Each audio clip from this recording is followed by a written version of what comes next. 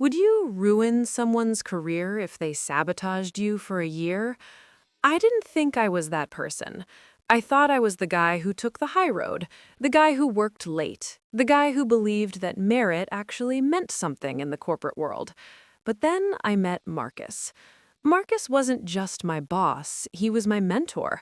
Or at least that's what he told me while he was sharpening the knife he'd eventually stick in my back. It started with the Aegis project. This was supposed to be my ticket out of the junior ranks. I'd spent 6 months developing a security protocol that would save the firm millions. Marcus would pat me on the shoulder, tell me I was the future of the company, and then ask me to send him the raw files just for a quick review. I trusted him. Why wouldn't I? He'd been at the firm for 15 years. He had the corner office. He had the respect. The day of the board presentation, I walked in expecting to be the co-presenter. Instead, I found Marcus already at the podium. He didn't even look at me. He presented my protocol, my entire 6 months of sweat and caffeine, as his own. He called it the Marcus Initiative. I sat in the back of the room, my blood turning to ice, watching the board members nod in awe. When the CEO asked about the technical architecture, Marcus looked right at me and said, "Oh, my assistant here helped with some of the data entry, but the logic is all mine." I wanted to scream. I wanted to flip the table, but I stayed silent. That was my first mistake. My second mistake was thinking it couldn't get worse. A week later, the Aegis project, or the Marcus Initiative, suffered a catastrophic failure. A backdoor exploit that I knew wasn't in my original code had been opened. The firm lost $2 million in a single afternoon. Marcus didn't skip a beat. He walked into the CEO's office with a folder full of evidence showing that I had intentionally left that back door open as a way to test the system without authorization. He'd modified my logs. He'd forged my digital signature. By 5 p.m., I was being escorted out of the building by security. No severance, no references, just a box of my things and a reputation that was effectively radioactive. I spent the first month in a dark room, staring at the ceiling. The unfairness of it was a physical weight on my chest. I'd lost my job, my career path, and my self-respect. But on the 31st day, something shifted. I realized that Marcus hadn't just stolen my work, he'd inherited it. And because he didn't actually understand the logic behind the protocol, he was sitting on a ticking bomb. I didn't want to just get him fired. I wanted him to feel the same slow-motion car crash he'd forced me into. I started by tracking him every move online. I knew his habits. I knew he was lazy. I knew he'd keep using the Marcus Initiative as his golden goose to climb even higher. And that's when I decided I wasn't going to find a new job yet. I was going to spend the next year becoming the ghost in his machine. I spent my savings on a high-end rig and a series of encrypted servers. I didn't need to hack the company, I just needed to hack Marcus. And Marcus, for all his corporate cunning, was terrible at personal security. He used the same password for his work email as he did for his elite wine club membership. Within 3 months, I had access to his personal cloud. What I found was a goldmine of mediocrity. Marcus hadn't had an original thought in a decade. His entire career was built on the backs of juniors he'd discarded. I found folders of work from people I recognized, people who had left for personal reasons over the years. He was a parasite, and it was time for the host to fight back.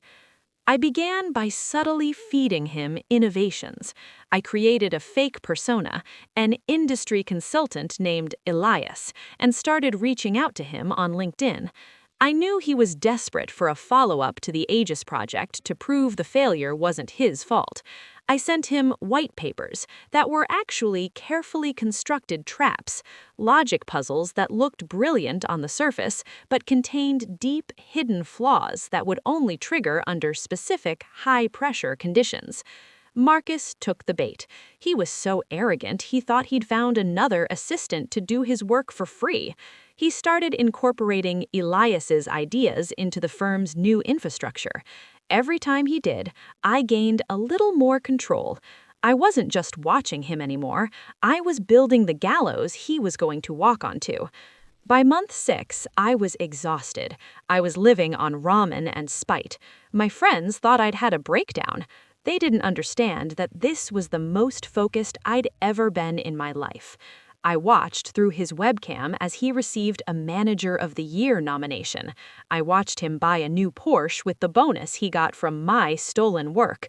I didn't feel jealous. I felt like a hunter watching a deer walk into a clearing. The trap was set for the annual shareholders meeting. This was the biggest event of the year. The CEO, the board, and the major investors would all be there. Marcus was scheduled to give the keynote on the future of digital security.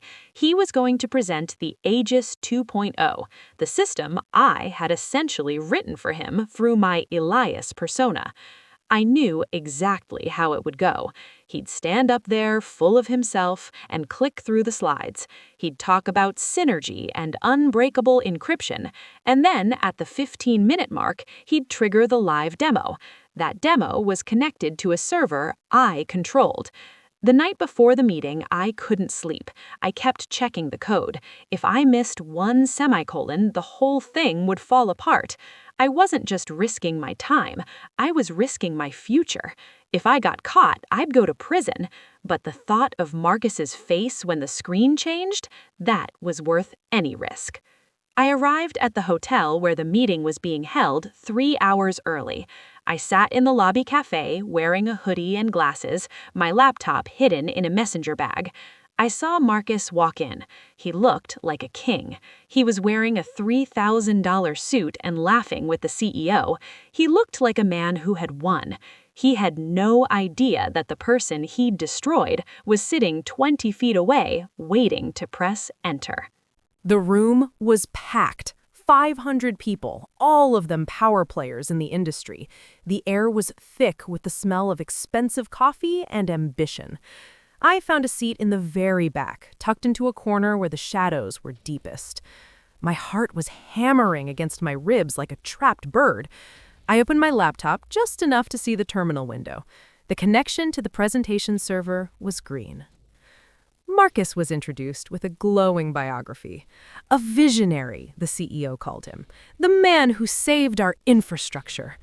Marcus stepped onto the stage, the spotlight catching the silver in his hair. He looked perfect. He started his speech, and for the first 10 minutes, it was the usual corporate fluff. He talked about resilience and innovation. I watched the clock. 14:01, 14:02. And now, Marcus said, his voice booming with confidence, I'd like to show you the live capabilities of Aegis 2.0. We're going to simulate a brute force attack on our main database and watch as the system self-heals in real time. He clicked the remote. The giant screen behind him shifted to a dashboard.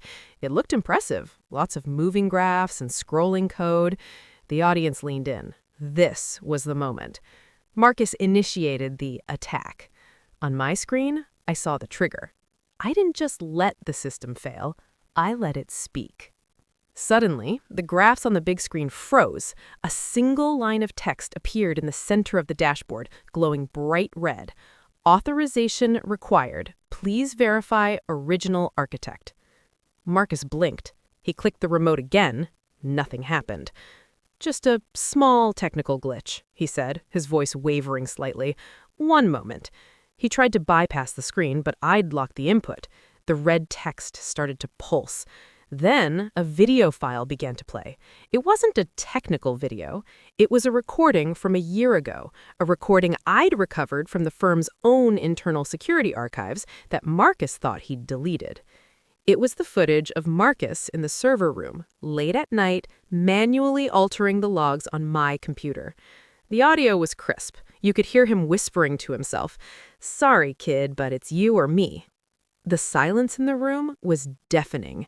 I could see the CEO's face in the front row. He went from confused to livid in 3 seconds. Marcus was frozen, his hands still hovering over the laptop on the podium. He looked like he'd been turned to stone. But I wasn't done. The video faded and a document appeared on the screen. It was a side-by-side comparison of my original Aegis code and Marcus's initiative. Every stolen line was highlighted in yellow. The percentages of original work for Marcus were sitting at a solid 0.4%. Then, the final blow. I released the Elias emails. The screen filled with the conversations where Marcus had begged a random consultant to give him ideas because he didn't understand how his own system worked. He'd even offered to pay Elias with company funds, a direct violation of a dozen federal laws. Marcus finally found his voice. "This is a hack," he screamed to the audience. "This is a malicious attack by a disgruntled former employee. Shut it down. Turn it off." But the IT team in the back was already locked out. I'd encrypted the entire presentation suite. The only way to stop it was to pull the plug, and by the time they realized that, the damage was done. The CEO stood up. He didn't look at the screen. He looked at Marcus. "Get off the stage," he said. It wasn't a shout. It was a death sentence. Marcus tried to argue, but the two security guards, the same ones who had escorted me out a year ago, stepped onto the stage. They didn't be gentle. They grabbed him by the arms and pulled him toward the wings. As he passed the row where I was sitting, our eyes met for a split second. I didn't smirk. I didn't cheer. I just looked at him, the look of a man who had finally finished a very long, very difficult job. I closed my laptop and walked out of the hotel before the chaos really started. I walked 3 blocks to a small park, sat on a bench, and breathed. For the first time in 12 months, the weight on my chest was gone. The fallout was spectacular. The firm issued a public apology. Marcus was not only fired, but sued for fraud and embezzlement. The Elias emails had revealed he'd been funneling consulting fees into a private account. He lost his house, his Porsche, and his reputation. He became a pariah in the industry. A week later, I got a call from the CEO. He didn't apologize, men like him rarely do, but he offered me my job back, with a promotion and a massive retention bonus. I told him I'd think about it. I spent the next month traveling. I went to places where nobody knew what a security protocol was. I realized that while the revenge was satisfying, the person I'd become to get it wasn't someone I wanted to stay. I'd spent a year living in the dark, fueled by hate. It worked, but it had a cost. When I returned, I didn't go back to the firm. I started my own consultancy. I called it Aegis Systems. But this time, I made sure the foundation was built on something Marcus never understood: integrity. I still think about that moment in the hotel sometimes, the way the light hit the screen, the way the room went quiet. People ask me if I feel guilty for ruining his life. I tell them the same thing every time. I didn't ruin his life. I just stopped him from ruining anyone else's. But it makes you wonder, doesn't it? If you were in my shoes, if you had the skills and the motive, would you have done the same? Or would you have let him win? The corporate world is full of Marcuses. They're in every office, every boardroom, waiting for a junior with a good idea to come along. They think they're untouchable because they have the title and the tenure. They think the little people don't have the teeth to bite back. I prove them wrong. But I also learned that revenge is a fire. It can cook your food, or it can burn your house down. I got lucky. I managed to put the fire out before it consumed me. Now I spend my time mentoring people the right way. I tell them to protect their work. I tell them to document everything. And I tell them that if they ever find themselves in a dark room, staring at the ceiling, wondering how the world could be so unfair, they should remember that the ghost in the machine is always watching. And sometimes the ghost decides it's time to come out and play. The aftermath of the Marcus meltdown, as the industry rags called it, wasn't just about one man's fall. It was a systemic shock. Companies started auditing their senior-led projects. Junior developers suddenly found themselves being asked for their input in meetings they used to be barred from. I'd accidentally started a minor revolution. But for me, the real change was internal. I had this weird period of revenge hangover. You spend a year with one goal, one singular focus, and when you achieve it, there's this massive void. I'd wake up at 3 a.m. reaching for my laptop to check Marcus's cloud, only to remember that Marcus didn't have a cloud anymore. He didn't even have a laptop. He was tied up in legal depositions that would last for years. I started seeing a therapist, not because I was crazy, but because I needed to figure out how to be a person who wasn't a silent architect anymore. I told her about the Elias persona. I told her about the thrill of the hack. She asked me a question that stuck with me. Did you do it for justice, or did you do it because you liked being the one in control? I didn't have an answer for a long time. One afternoon, about 6 months after the meeting, I was sitting in a coffee shop when a woman approached me. I recognized her immediately. She was Sarah, one of the juniors Marcus had let go 2 years before me. She looked different, happier, less tired. "I saw the news," she said, sitting down across from me. "I knew it was you. Only you knew the architecture well enough to pull that off." I didn't deny it. "How are you, Sarah?" "I'm good," she said. "I'm at a startup now. We actually have a no-ego policy. It's refreshing. But I wanted to thank you. When Marcus fired me, I thought I was the problem. I thought I wasn't good enough. Seeing that video of him, it gave me my confidence back." That was the moment I realized it was worth it. It wasn't just about Marcus losing, it was about all the people he'd stepped on winning back a piece of themselves. My justice had a ripple effect I hadn't even considered. I decided to use my retention bonus to set up a legal fund for whistleblowers in the tech industry. I didn't want the next me to have to spend a year living on ramen and hacking personal clouds. I wanted them to have a path that didn't involve becoming a ghost. My consultancy, Aegis Systems, grew faster than I expected. Clients didn't just want my code, they wanted my story. They wanted to know that the person protecting their data was someone who knew exactly how a breach happened, from the inside out.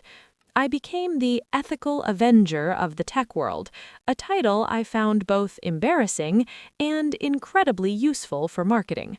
But I never forgot the lesson. Arrogance is the ultimate vulnerability. Marcus thought he was safe because he was important. He forgot that the world is built by the people he considered unimportant. The coders, the data entry clerks, the assistants. We are the ones who actually know how the gears turn. And if you treat the people who build your world like they don't matter, don't be surprised when the world starts to crumble. I still get emails sometimes from people in similar situations. "My boss stole my credit. My mentor is a fraud. What should I do?" I always tell them the same thing. Don't get mad, get documented. Revenge is a tempting path, but it's a lonely one.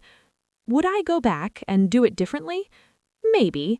Maybe I would have gone to the board earlier. Maybe I would have been louder. But then again, if I hadn't gone through that year of darkness, I wouldn't be the man I am today. I wouldn't have the company I have. I wouldn't have the perspective that keeps me grounded. The corporate ladder is slippery. Some people use their hands to climb, others use their boots to push people down. I've been on both ends of that boot, and I can tell you the view from the top is a lot better when you didn't have to step on anyone to get there. As for Marcus, last I heard he was working as a consultant for a third-tier firm in a different state, using a fake name. The irony isn't lost on me. He's living the life of Elias now, but without the brilliance. He's a man haunted by a ghost he created. I don't hate him anymore. Hate takes too much energy. I just feel a sort of distant pity.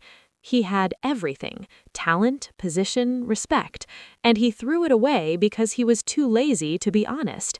He was the architect of his own destruction. I was just the one who handed him the blueprints. So, back to my original question. Would you ruin someone's career if they sabotaged you? Think about it carefully, because once you cross that line, there's no going back. You'll see the world differently. You'll see every mentor as a potential threat and every assistant as a potential spy. It changes you. But if you do decide to take that path, make sure your code is clean, make sure your logs are encrypted, and most importantly, make sure you're doing it for the right reasons. Because the world doesn't need more Marcuses, but it could always use a few more ghosts. I'm sitting in my office now, looking out at the city. The sun is setting, casting long shadows over the skyscrapers. Somewhere out there, another Marcus initiative is being presented. Another junior is sitting in the back of a room, feeling their heart break. To that junior, I say this: hang in there, keep your files, stay quiet, and remember, I'm hiring. Drop a comment with your platform of choice. Like if you learned something new, share this post with friends, and subscribe for more social media comments.